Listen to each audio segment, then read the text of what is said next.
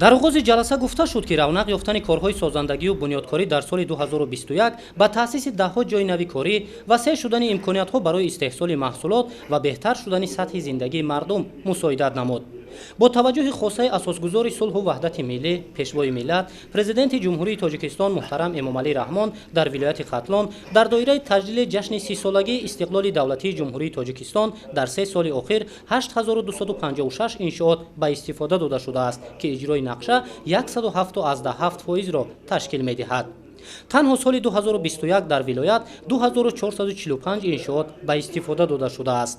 татбиқи лоиҳаҳои давлатии сармоягузорӣ ва саҳмгузории соҳибкорон имкон фароҳам овард ки роҳҳои аҳамияти ҷумҳуриявӣ ва маҳаллидоштаи ҳудуди вилоят дар ин давра бунёду навсозӣ карда шаванд.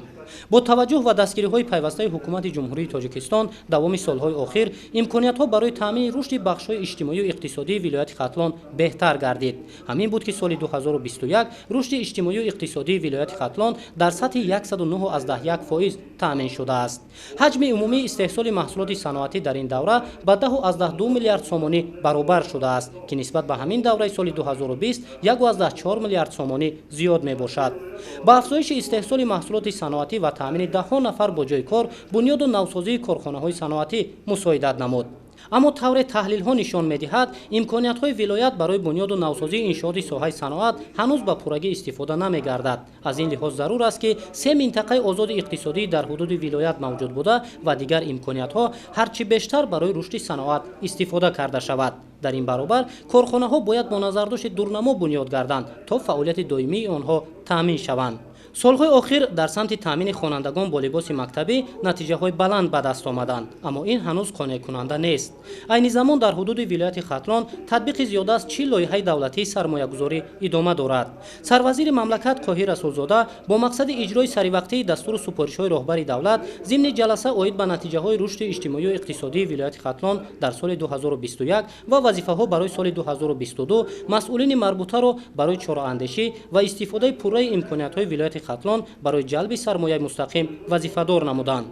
муваффақияти кишоварзони вилояти в.Хатлон дар самти ҷорӣ намудани таҷрибаи муосири кишту парвариш ва дар ҳамин асос аз як замин гирифтани 3-4 ҳосил барои таъмини фаровонӣ дар бозори истеъмолӣ мусоидат намуд.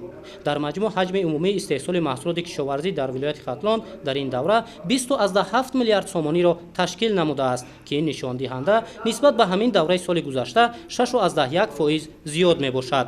соли гузашта аз вилояти в.Хатлон ба дигар давлатҳо 117.4 ҳазор тонна маҳсулоти кишоварзӣ صادرات کرده شده است که از نقشه 22.4 тонна زیاد می باشد.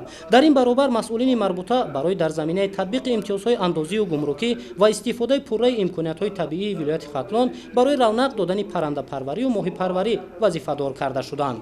برای بلند برداشتن حاصل و ثمرانکی پخته پروری مسئولین مربوطه را ضرور است که کشت و پرورش این رستنی را با نظرداشت شرایط تغییریابی اقلیم و رعایت به چنوچرای اگرتکنیک کشت و پرورش باید به راه مانند.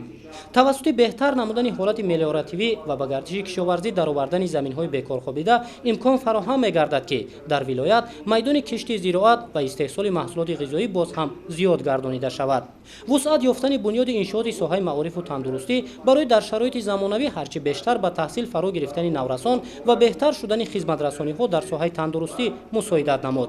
اجرای برنامه‌های دولتی در این سمت در شهر و ناحیه‌های نورک، شمس‌الدین شاهین، بلجوان، خراسان، جیهون و عبدالرحمن جامی بهبودی می‌خواهد. تاکید گردید که برنامه‌های دولتی باید با نظرداشت امکانات‌های موجوده در اساس آموزش و تحلیل‌های دقیق قبول کرده شود تا اجرایش آن تامین گردد.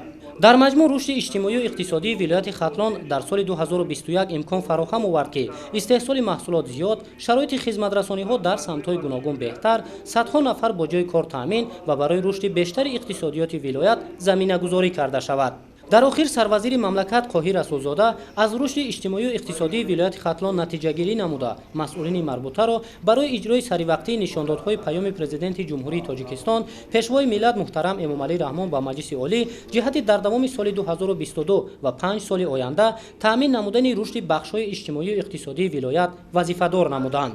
ҳамзамон дар ҳамин рӯз ғолибони ҷойҳои якум, дуюм ва сеюми даври вилоятии озмуни кӯча, маҳалла, деҳа, ҷамоати шаҳраки беҳтарин ва оилаи беҳтарин, ки дар доираи солҳои рушди деҳот, сайёҳӣ ва ҳунарҳои мардумӣ дар вилояти в.Хатлон эълон шуда буд, ҳавасманд гардонида шуданд.